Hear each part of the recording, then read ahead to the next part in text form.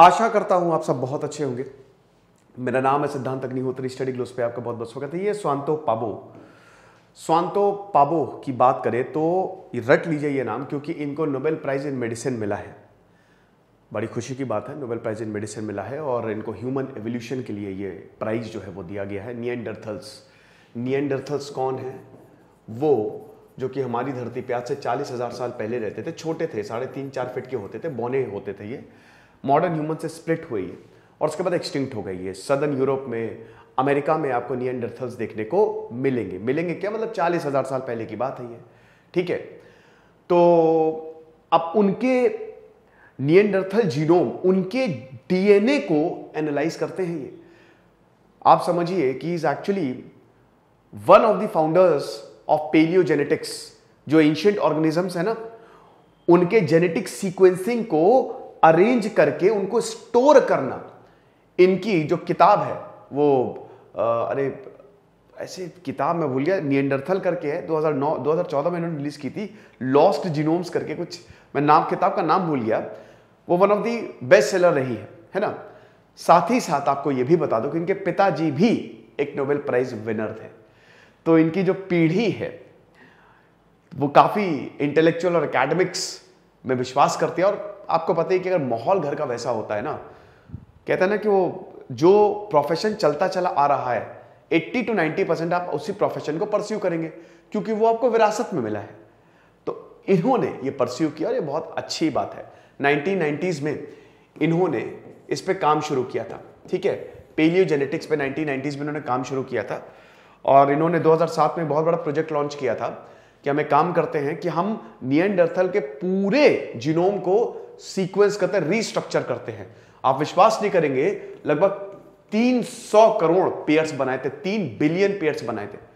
और इसी का ये नतीजा है कि इनको नोबेल प्राइज मिला है। बहुत ही रिस्पेक्टेड है ये साइंटिफिक कम्युनिटी में।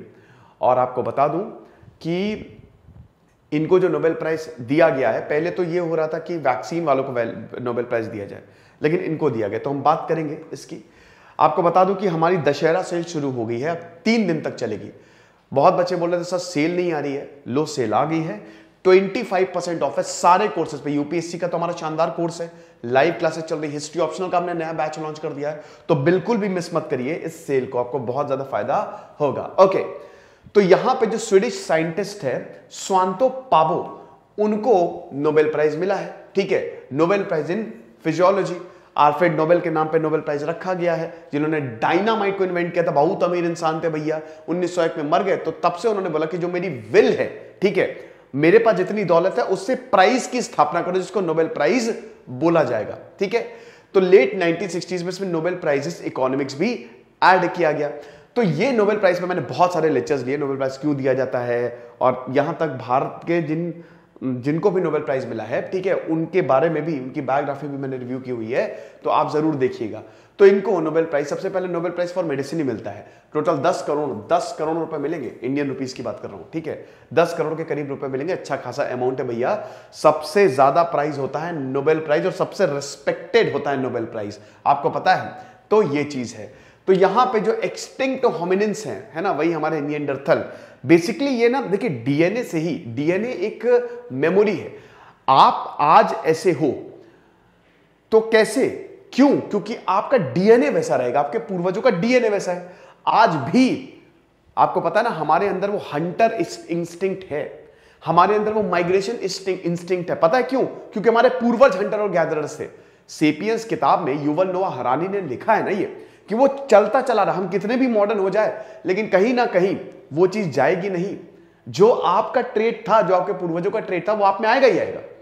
ओके, तो उसकी स्टडी को ये करते हैं। और इसमें सबसे बड़ी बात यह है ना कि क्योंकि डीएनए सीक्वेंसिंग की बात हो रही है, तो अब डीएनए ही मॉडर्न साइंस है।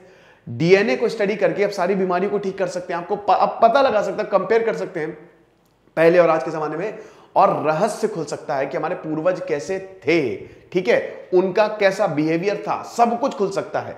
तो ये आपको एंशिएंट ऑर्गेनिजम्स जितने भी हैं उनके डीएनए को रिस्टोर करने में ये काम करते हैं।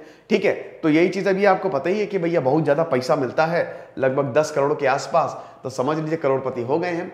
लेकिन आपको बता दूं कि नोबेल प्राइज ऐसे ही नहीं मिलता है, उसके लिए काफी मेहनत करनी पड़ती है। इनसे पूछा गया तो इन्होंने बोला, बड़े खुश थे ये कि चलो मुझे नोबेल प्राइज मिला। आपको बता दो कि मैक्स प्लैंक इंस्टीट्यूट में ये डायरेक्टर हैं, साथ ही साथ ओकिनावा इंस्टीट्यूट में ये प्रोफेसर हैं, तो इनका नाम तो बहुत ज्यादा बड़ा है। तो इन्होंने बोला कि अरे सुनो, मैं अपनी बीवी को बता दूं, बच्चे को बता दूं। बहुत खुश थे, तो उन्होंने कहा हाँ बिल्कुल बता दो, कोई दिक्कत नहीं भैया, सबको बताओ, अब तो पता ही चल गया है। ये नोबेल प्राइज विनिंग बायोकेमिस्ट सुने बर्स्ट्रॉम के बेटे हैं ये, है ना, स्वीडन से आते हैं। अच्छा एक चीज समझिए, स्वीडन से ये भी आते हैं, है ना। तो ये अब देखिए, ये भी ह्यूमन सीक्वेंसिंग पे काम करते थे, इनके पिताजी। तो वही है कि पिताजी काम करते थे, बेटे को बोला आओ तुमको मैं आज ह्यूमन सीक्वेंसिंग सिखाता हूं। अब ये बहुत बवाल चल रहा था। देखिए मेरे हिसाब से, मेरा पर्सनल मानना है कि नोबेल प्राइज उनको दिया जाना चाहिए था जिन्होंने वैक्सीन पे काम किया।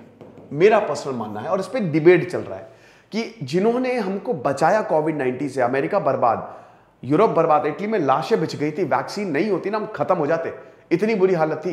तो जिन्होंने इस पे काम किया, दवाई पे काम किया जो कोविड-19 की, आपने उनको क्यों नहीं दिया नोबेल प्राइज? अब यहां पे भाई अजीबोगरीब इनका जवाब रहा, कुछ समझ में नहीं है कि हम इसका आंसर नहीं देंगे। दूसरी चीज है कि कमिटी होती है, नोबेल प्राइज कमिटी, और वो देखती है पूरा। अब देखिए इनका काम पुराना है। एक चीज समझिए, नोबेल प्राइज दिया कैसे जाता है। जैसे मान लीजिए अगर आपने अभी बहुत बढ़िया काम किया, आपने कुछ बहुत जबरदस्त काम किया, आपने पेपर्स पब्लिश किए, यही बोला है कि जो इन्होंने पेपर्स पब्लिश किए हैं ना, सबसे ज्यादा साइटेशंस इनके पेपर के हुए हैं, है ना। तो अब आपने अगर पेपर पब्लिश किया तो होगा क्या कि आपने काम बहुत बढ़िया किया, इसका प्राइज, नोबेल प्राइज हो सकता है मुझे 30 साल बाद मिले, 40 साल बाद मिले। ये होता है, पता नहीं मक्खी कहां से आ गई। ठीक है, तो ये होता है, समझ रहे हो।